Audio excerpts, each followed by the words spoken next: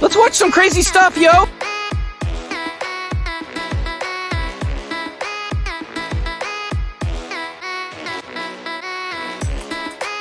They must have amnesia. They forgot that I'm him. Yeah. It is I, the company guy, the A-N-Y, the Angry New Yorker, back with another snippet of Top Rope Talk. And this time I want to talk controversial issues. And I'm going to start with the most controversial issue of them all. And that is the debate and topic that has become taboo almost.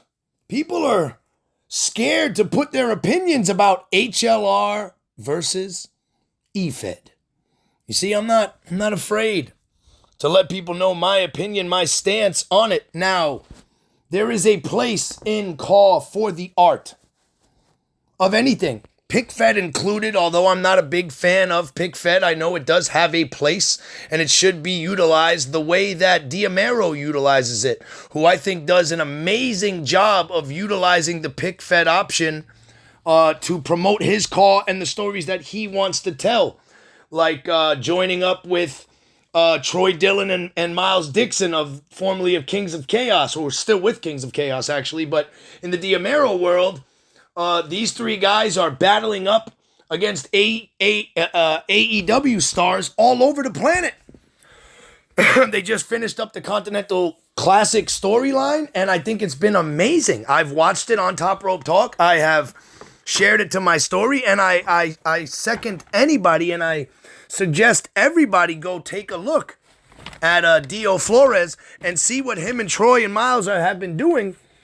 Using AEW to their advantage and telling stories that are interesting as all hell, that deserve to be seen. But HLR, I believe, I stand on record by saying that there is a place for HLR in CAW. It needs to be had. It needs to be said, though, that a lot of the guys who produce HLR or are fans of HLR are the ones that give it this negative connotation because they're constantly putting it on a pedestal that's saying that it's better than EFED, it's better than any other way to produce CAW. Now, I agree, while I agree to a certain extent, optically, HLR is the most phenomenal way to produce CAW. It is amazing. It's almost like watching an actual wrestling program, but watching it through the video game lens of 2K23, soon to be 2K24. But I will say that HLR is incredibly time consuming if you don't have a team of guys helping you create all this magic that goes on behind the scenes. So it goes without even having to be said that it should be respected just because of the time and effort that these HLR producers have to put in if they want to produce an entire show. Nevertheless, just one match. Guys like R-Dub, Wade War, CZB, Comeback Kid X, Max. These guys produce amazing content with using HLR. Guys like Mighty McKay, up until his cancellation, King Phoenix, who is now MIA, has left the CAW scene because of some controversy he found himself in, doing something he should have never done. But I digress. Guys like that don't really get into the back and forth of EFED and HLR. I've been called the face of EFED or the face of EFED on Instagram. Not me personally, but the Angry New Yorker character, who is the CAW that I play, who I control. I like to just call myself the mind behind the man that is the Angry New Yorker. But I am all about bringing people together to have the most fun possible and tell the best stories possible, which is what me and Marco Vetti were able to do over the course of 16, 17, 18 months, something like that, where we had a feud for that King of New York championship, the one I talked about in my other video that Mercer ended up stealing at DWF Mania. Speaking of DWF, they burst onto the scene a little over a year ago now, to heavy fanfare.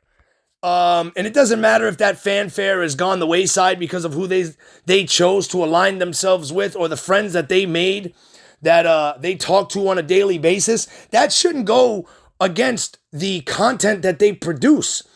DWF uses HLR and EFED. He likes to call it a hybrid way of producing his shows, and that's his choice. That's how he chooses to put out his art. Other people, they frown upon anything that uses HLR unless it's to its fullest capability. Now, nobody helps DWF behind the scenes with his shows. Yes, him and his wife do commentary, but nobody helps this guy put these shows out in a timely manner. Just imagine, how hard it is to produce that EFED style or that HLR style. He does both.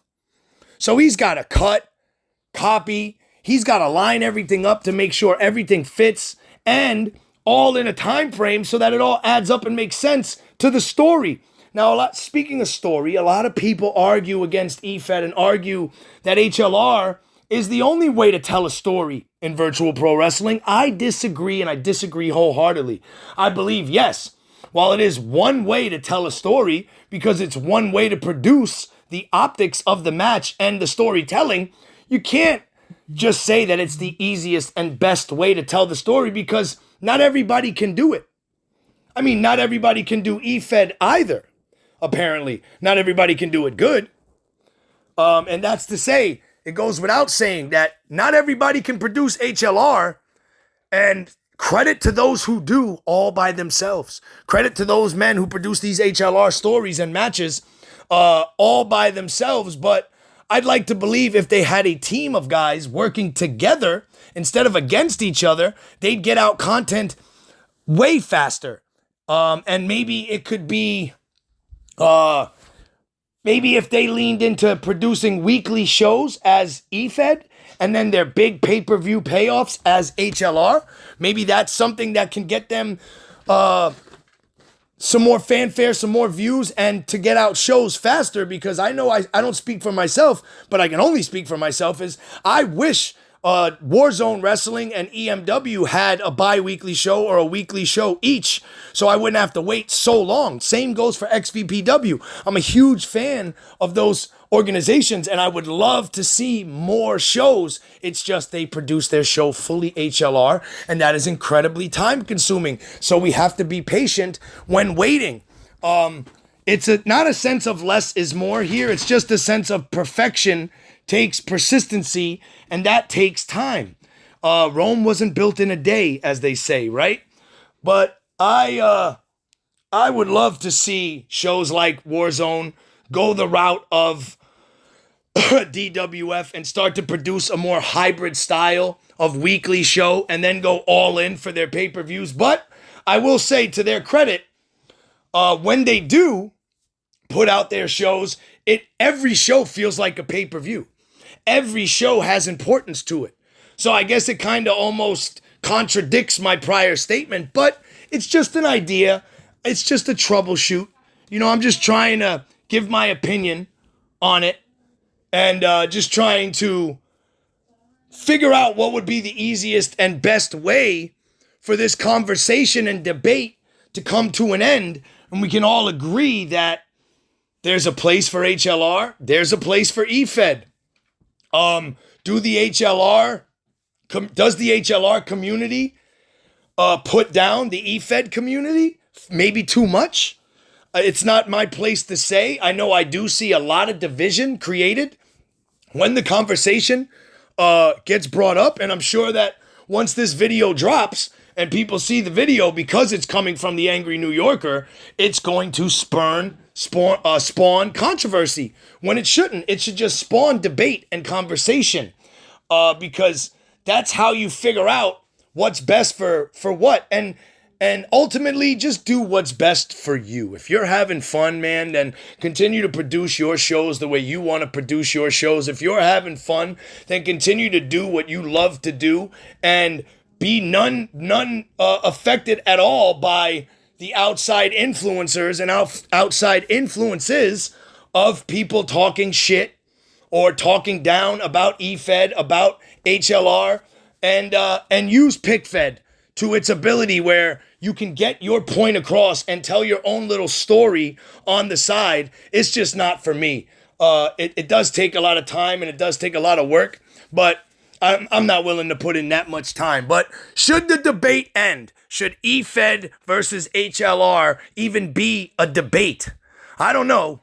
Let me know in the comments, ladies and gentlemen. I'm just one man. You can call me Chris James. You can call me Chris. You can call me the Angry New Yorker. You can call me You can call me whatever you want. Just don't call me late for lunch, because I'm not missing no meals.